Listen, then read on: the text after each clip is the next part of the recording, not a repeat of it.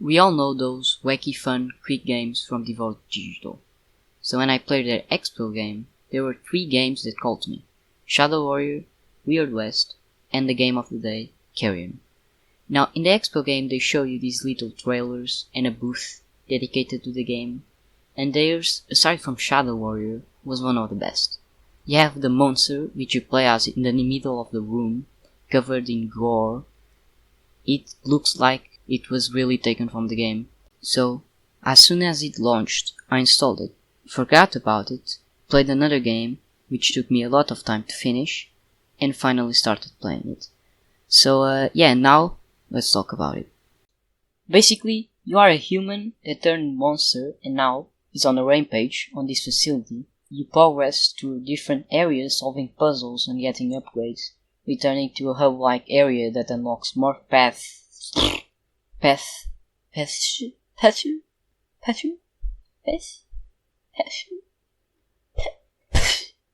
as you get more powerful, sometimes finding some secrets or having flashbacks.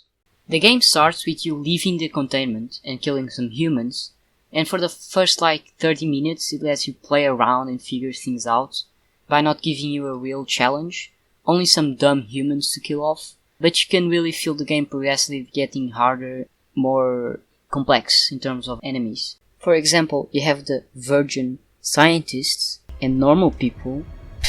Look at this idiot, he's on the toilet. Give me my goddamn milk! Ah, my milk! Ah! And then you have the Chads, these idiots with flamethrower. They will burn your meat off. Worst enemy of the Jews, I'm telling you. Peter, don't turn me into marketable plushies. Now, this game has a little problem that was always on my mind, and that was that the game was kinda too easy and convenient. Only on some areas did I die because of a new enemy type or I was doing something stupid. And the puzzles, if you can call them that, are almost, if not always, convenient, because you reach set puzzle, and if you have the abilities to pass it, you can easily do it. Like, need electricity? Sure, have some. Need to downgrade a level? Sure, here's the spot. Need indestructible enemies so you can possess them? Sure, have at it. Need more biomass? Here it is. There is never a threat to your life. When you learn how to play the game and with the environment, the game gets even easier. Now, I'm not saying this makes the game bad, but when something is too easy, it can be a nuisance to do because you have already done it a million times.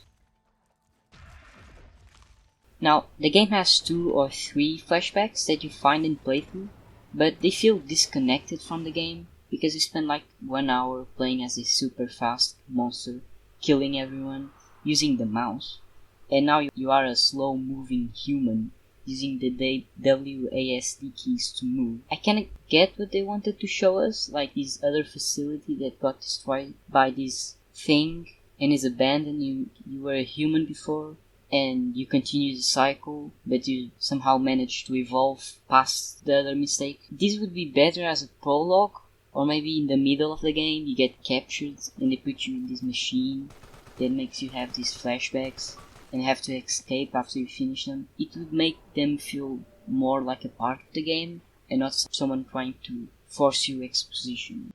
Now, let's talk about the good things that I liked. The save mechanic is great and well implemented in the game, and the absence of a map as well. The thing is, they could have made it so that when you save and deploy biomass, you can teleport to other places that you saved, because when you save, you basically probe the level and become part of it. And with that, they could also add a kind of map, but not where you only see beating dots in the layout. It would make sense because it's you, so it's like a part of you that you place there. You don't get a map, you get more bigger sense of direction.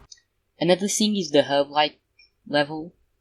It makes you feel still in the facility and gives you a sense of progressing and showing you your abilities that unlock the new levels and zones.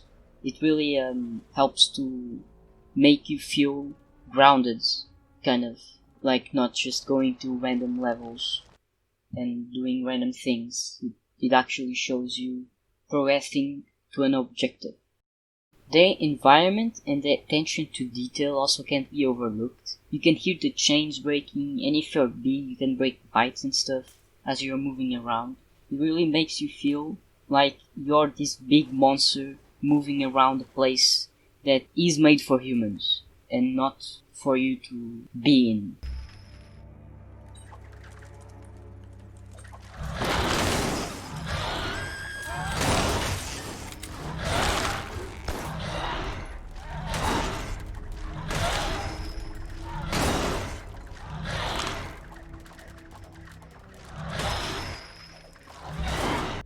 The game also has a perfect movement system that is really easy to use and learn. In the end, you're going to be moving really fast and breaking everything super fast, and really feel like a big block of death and gore. And they allow you to use the environment to your advantage and really exploit it by throwing things at soldiers so they get knocked out, and then using their bodies to kill more people.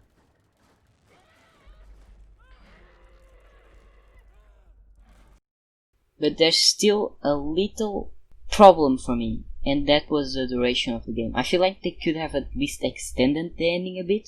The game ends with you getting the last upgrade and turning into a human and leaving the facility into the city. And they could have let us see this monster, previously human, re-entering society. Because you can finish this game in one sitting and you can easily forget about it. It would be cool to be in a city killing people and being hunted at the same time, because you spend this whole time being the hunter, and it would be fun to feel hunted in a big city. Still, the game is great, and for that type that you are the monster now, it's really cool. It's perfect, I would say. It has that those special graphics that kind of remember those old games you'd play on like your browser. It's pretty cool. I really liked it. The attention to detail, the gore, the destruction, the sound effects, all this together gives you a great 4-hour game that is enjoyable and fun. I really recommend it. I would give this game 4 dead humans out of 5. So yeah, that's it. You can close the tab now.